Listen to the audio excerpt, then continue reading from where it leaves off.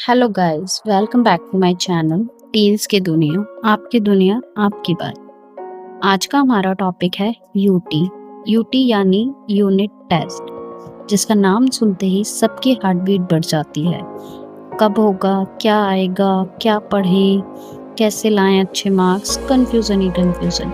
But don't worry, इस video में हम आपको देंगे एक सिंपल, स्मार्ट और स्ट्रेस फ्री प्लान, जिससे आप यूटी में टॉप मार्क्स ला सकते हैं, वो भी बिना hard work, late night study और बिना रट्टा लगे। तो वीडियो को एंड तक ज़रूर देखना, क्योंकि हर एक टिप यूटी के मार्क्स को बूस्ट करेगी। So let's begin our topic UT. What is UT? UT यानी unit test. Unit test school में हर एक चैप्टर या जब एक दो चैप्टर फिनिश हो जाते हैं या कोई टॉपिक फिनिश हो जाता है तो एक छोटा सा एग्ज़ाम किया जाता है, जिससे बच्चों पे बर्डन भी ना पड़े और बच्चे साथ के साथ रिवीजन भी करते रहें।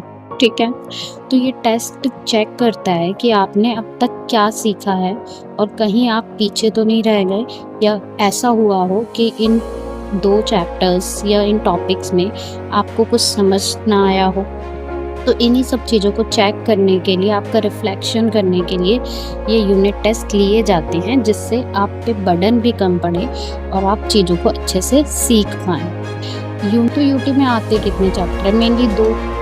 ठीक है, अगर आप अपनी कैपेसिटी चेक करो, आप उन 2 चैप्टर को अगर 2-3 महीनों में अच्छे से नहीं पढ़ पा रहे हो, उसमें अच्छा गेन नहीं कर पा रहे हो, सिर्फ 20 मार्क्स का, सिर्फ 20 मार्क्स के लिए आपको फाइट करना है, आपको मेहनत सिर्फ 20 मार्क्स के लिए करनी है, तो आप खुद सोचो, आप 20 मार्क्स में ईजिली गेट कर सकते हो। आप स्कोर अपना लेके चलो कि भाई मिनिमम मुझे हर एक एवरेज स्टूडेंट के लिए भी 15 अबव तो मार्क्स आए। ठीक है, आप हर एक में 15 अबव लाते हो तो भी बहुत अच्छा स्कोर हो जाता है। और उस 15 अबव लाने के लिए या 18-19 लाने के लिए भी आपको कोई ज़्यादा मेहनत नहीं करनी है। जो भी सिलेबस है उसको जानना है, कुछ टिप्स और ट्रिक्स को फॉलो करना है। तो आज हम आपको उन्हीं टिप्स और ट्रिक्स के बारे में बताएंगे। आपको सबसे पहली बात तो ये पता होना चाहिए कि इसकी इम्पोर्टेंस है या नहीं है। जब आपको किसी चीज़ की इम्पोर्टेंस मालूम नहीं होती ना, आप उस चीज़ को नहीं करते। तो पहले जानो कि यूटी क्यों इम्पोर्टेंट है। यूटी के मार्क्स फाइनल रिपोर्ट कार्ड में ऐड होते हैं। सबसे फर्स्ट बेनिफिट आपका ये है कि भाई देखो, अगर आप इसमें मेहनत करोगे तो जो मार्क्स आएंगे वो वेस्ट नहीं जाएंगे, वो आपके रिपोर्ट कार्ड में ऐड होंगे।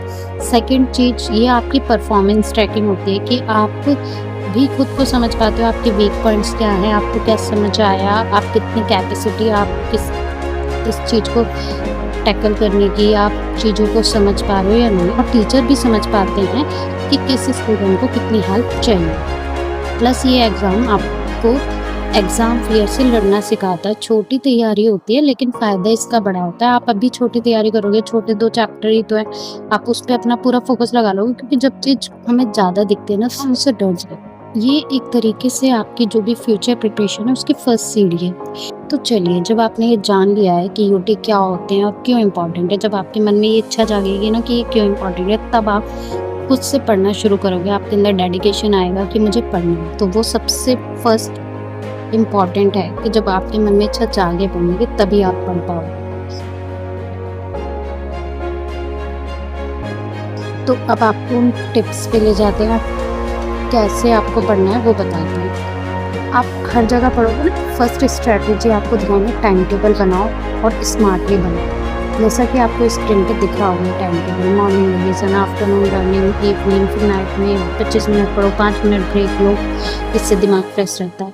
नो, मेरा मानना इससे बिल्कुल अलग है। मैं इस टाइम टेबल को आपको सजेस्ट नहीं कर रही, क्योंकि ये टाइम टेबल हम शुरू से सुनते आ रहे हैं, बनाते आ रहे हैं, लेकिन कभी बच्चों ने इसको ना तो फॉलो करा है सही से, ना ही पढ़ा है और ना ही हो पाता। थोड़ा सा मैं एक पर्सनली एक्सपीरियंस की हुई अलग से आपको ट्रिप देती हूँ।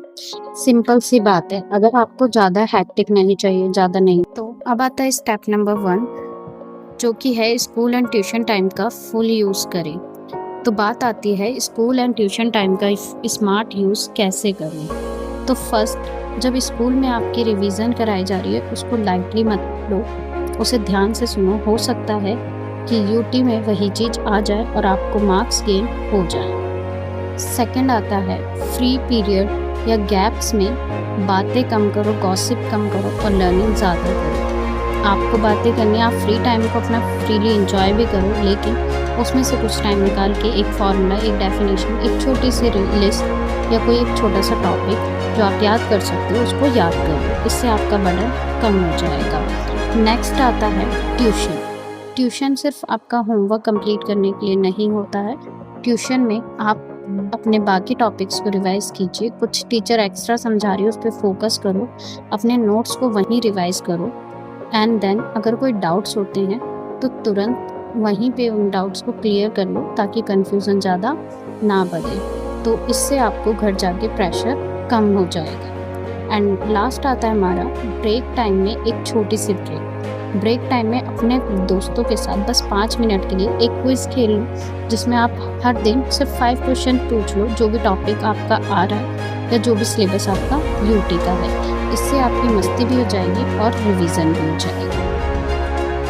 बताते हैं कि क्या पढ़ना है और क्या छोड़ना है। सबसे बड़ी बच्चों को ये तो पता है सिलेबस ये है, लेकिन किस तरीके से पढ़ना है, क्या पढ़ना है, उनको स्ट्रेटेजी नहीं है कि पेपर को कैसे अटेम्प्ट करना है, इसलिए उनके मार्क्स जो है ना वो बहुत कम आते हैं।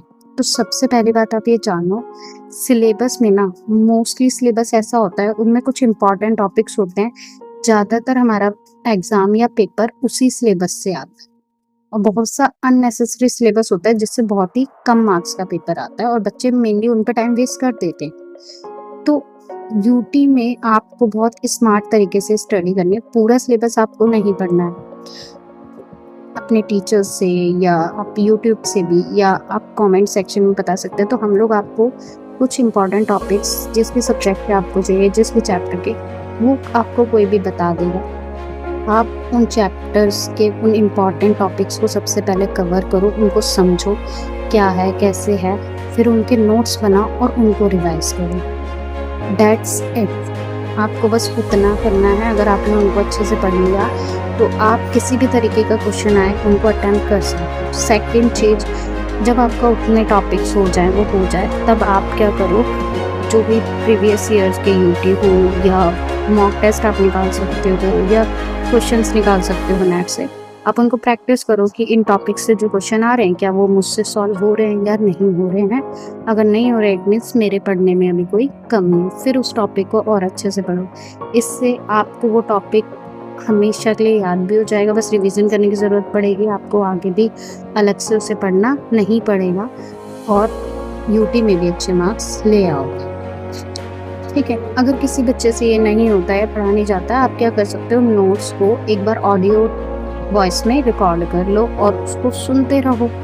सुनते सुनते भी आपका सबकॉन्शियस माइंड जो होता है ना वो एक्टिव हो जाएगा। आप रात में उसको सुन रहे हो तो उससे कुछ तो आपके माइंड में जाएगा ही, ठीक है, जो आपको याद रहेगा। अब लास्ट हमारी आती है कि यूटी से एक दिन पहले क्या करें। एक दिन पहले कभी भी कोई नया टॉपिक मत पढ़ो जो आपने अभी तक नहीं जाना है। नहीं, आपका फोकस ये रहता है कि क्या छूट गया है, मैं उस सिलेबस को भी कवर कर लूँ। उसको कवर करने बैठोगे जो आपने पिछला पढ़ा है वो सब भूल जाओगे।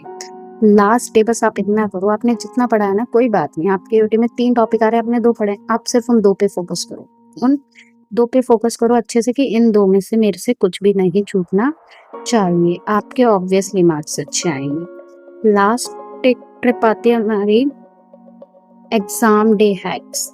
ठीक है, तो ये हमारा पार्ट 5 है, exam day hacks. Exam day hacks में ये मेरा खुद का मानना है। आपको क्या करना है, सबसे पहले बच्चे क्या गलती करते, क्वेश्चन पेपर उनके हाथ में आया, उन्होंने पूरा क्वेश्चन पेपर पढ़ना शुरू कर दिया। ठीक है, शुरू जैसे हम पढ़ना शुरू करते हैं उसके आंसर हमारे माइंड में रिवाइंड होने शुरू हो जाते हैं। और कभी कभी क्या होता है, वो आंसर जैसे हम एक दूसरा आंसर याद करने लगते, रिवाइंड करने लगते, वो सब कन्फ्यूजन में मिक्स हो जाता है और बच्चे भूल जाते हैं, समझ ही नहीं आता क्या लिखा। तो ये गलती आपको नहीं करनी है। आपको पेपर क्या करना है, आपको पेपर लेना है, आपको पता होना चाहिए कि आपको अगर एमसीक्यू आप अच्छे से करके गए चैप्टर कौन है तो आप बस एमसीक्यू देखो। एमसीक्यू में सबसे पहले इजी क्वेश्चन अटेम्प्ट करो, जैसे जो भी बुक वर्क है, ट्रू फॉल्स है, फिल अप है, एमसीक्यू है, ये अगर आपको आते हैं तो ये आपके मार्क्स स्कोरिंग कर सकते। क्यों? क्योंकि इसमें टाइम कम लगेगा फिल करने में अगर आपको आते हैं, और मार्क्स आपको ज़्यादा मिलेंगे। फॉर एग्जाम्पल 3 एमसीक्यू हैं, 3 मार्क्स के हैं, और वही 3 मार्क्स का एक क्वेश्चन है। 3 मार्क्स का वो क्वेश्चन है जिसमें आप सोच सोच के लिख रहे हो, आंसर बहुत लेंथी है, उसमें आपको ले जाएगा मिनिमम 5 से 6 मिनट वो लेंगे निकलने में, तब आपको 3 भी पूरे नहीं मिलेंगे, 2 एंड हाफ या कुछ। और 3 MCQ हैं, आप पढ़ के आए हो अच्छे से, आपने समझा, आपने लिखा, आपने देखा तुरंत ही, तो 2 सेकंड में मुश्किल से आपको हाफ एन मिनट भी नहीं लगेगा, आपके 3 नंबर फाइनल हो गए। तो आप पहले इजी क्वेश्चंस को करो, लास्ट में उन टॉपिक्स को लेके, क्वेश्चन को लेके बैठो जो आपको नहीं आते या आप कंफ्यूजन में हो। जब आपका पूरा अच्छा पेपर हो जाए तब आप उनको सोच के, लेकिन आपको पेपर नहीं छोड़ना, आपको थोड़ा आता है आप उनको थोड़ा दो, क्योंकि देखो जब शीट खाली होगी तो कोई भी टीचर आपको मार्क्स नहीं दे सकता, बट आपने अगर उससे रिलेटेड कोई भी कंटेंट लिखा है, ठीक है, किसी क्वेश्चन पे, तो चाहे वो टीचर हाफ मार्क्स दे या कुछ, आपको कुछ तो मिलेगा। तो ये चीज़ आपको ज़रूर करनी है, पहले इन क्वेश्चंस को अटेम्प्ट करो, बाद में दूसरे। और मेन पॉइंट, सबसे बोनस वाला पॉइंट है, पेपर को नीट एंड क्लीन और प्रेजेंटेबल बनाओ। प्रेजेंटेशन बहुत अफेक्ट करती है। अगर आपका स्टार्टिंग सीट बेकार राइटिंग या कटिंग्स में, टीचर्स का ऑब्वियसली वो अपना माइंडसेट बन जाता है कि आगे सही नहीं, तो नीट एंड क्लीन रखो, साफ सुथरा। तो अगर आपको हमारा ये टॉपिक पसंद आया हो तो वीडियो को लाइक और चैनल को सब्सक्राइब ज़रूर करें।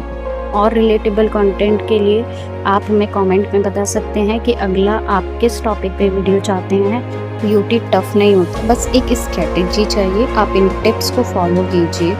यूटी का रिज़ल्ट देखना, ज़रूर आपका रिज़ल्ट ग्लो अप होगा।